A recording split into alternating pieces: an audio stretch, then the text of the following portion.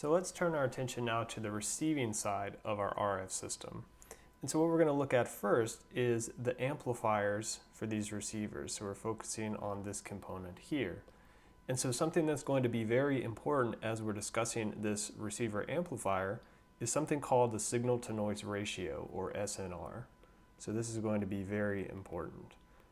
And so the reason that this is important is if we have a signal to noise ratio that's too low, so for instance, if we have a lot of noise, then our demodulator over here isn't going to be able to make sense of that.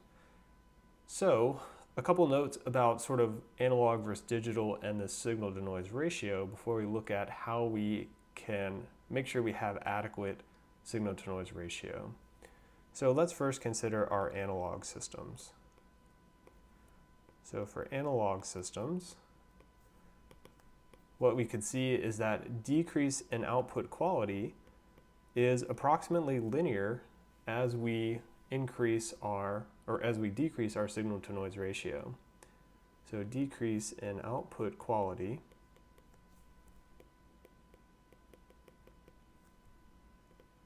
is approximately linear. So relationship is approximately linear with increasing noise, which is of course the same as saying if we have a decreasing signal to noise ratio, assuming we have a constant signal level. And so an example of this would be maybe the static or hissing in old analog TVs. And so a lot of you guys are probably too young to remember seeing that personally, but maybe you've seen it in TV shows or as sort of an old trope in movies. But as the signal strength, as the antenna gets adjusted wrong, you have a little bit of that static or snowy look, and then as it gets worse, it sort of increases sort of step by step in a linear fashion.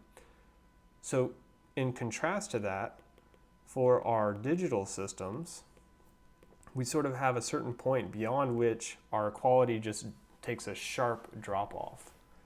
So here, for digital systems, our output quality is going to drop abruptly.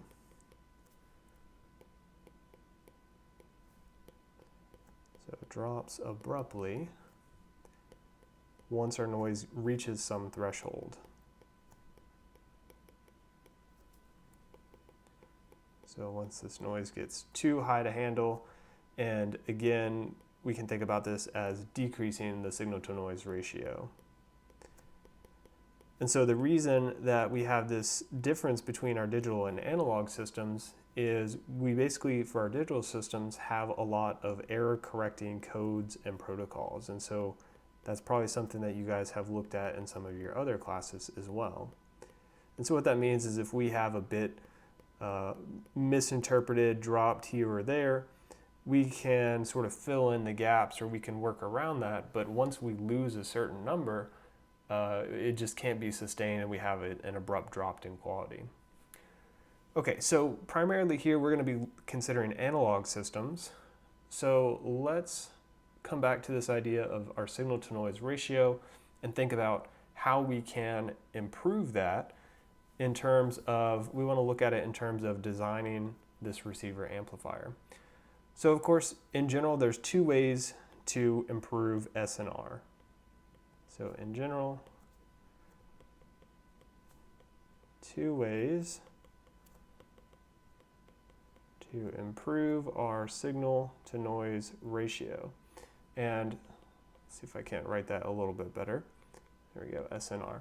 And so of course, we'll write these in a little more detail, but of course one would be to increase our signal, and the other would be to decrease our noise.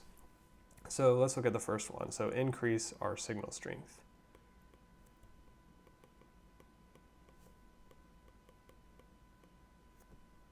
So increasing signal strength is usually not going to be something that we have control over as we're designing this RF amplifier. So let's just make a note that this is often,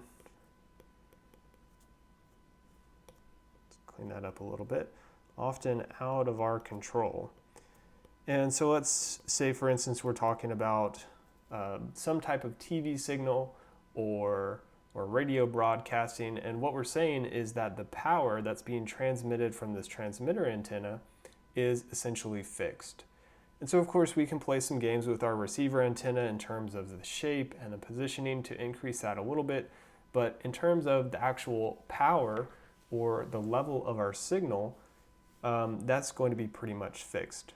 Of course, we could decrease our space loss here by having our receiver closer to the transmitter, but again, oftentimes that's not going to be something we have control over because you're going to want to receive this signal in some particular place.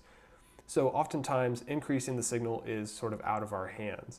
So a more general path then is to decrease our input noise signal. And so by input noise signal, we're talking about input noise at the receiver end. So decrease input noise signal.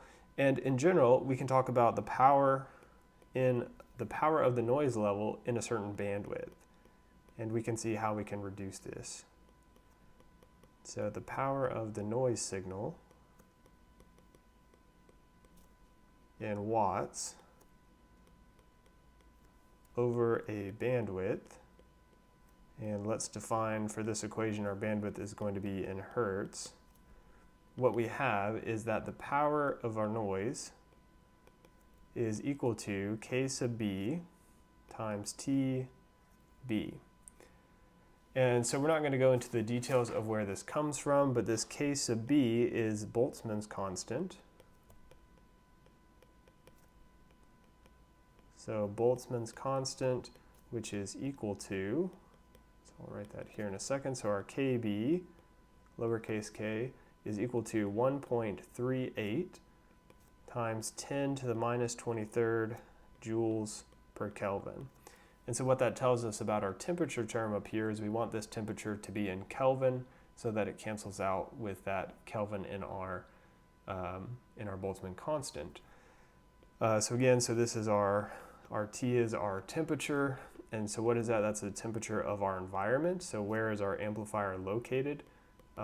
So we sometimes can have control over that in terms of making a cooler environment to have less noise. And so, sorry, let me say this is the environment for our antenna, actually.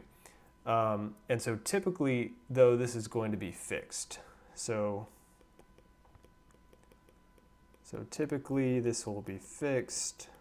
So this is another thing that is out of our control. And then finally, of course, we had our bandwidth, which we said was in hertz. And our bandwidth is going to be determined by our system design. So finally, we have something that we can have a little bit of control over here.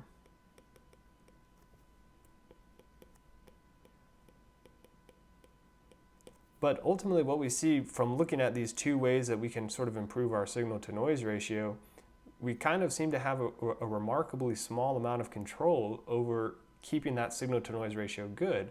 So what we're really going to want to do is for our RF receiver, our goal isn't necessarily going to be improving SNR, but rather it's just going to be minimizing reduction to SNR. So RF receiver, basically our goal is to minimize reduction.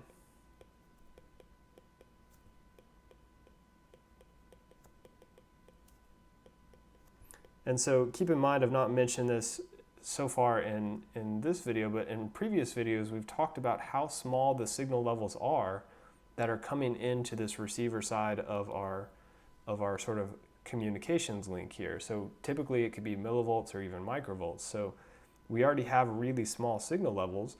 So what we want to do is to minimize our signal to noise ratio such that we're not losing that information. And of course, every real amplifier is going to have some noise. But what we're going to see is that by choosing certain ones and configuring them in a certain order, we can minimize our reduction in the signal to noise ratio. But it is important to keep in mind that every real amplifier will have some noise.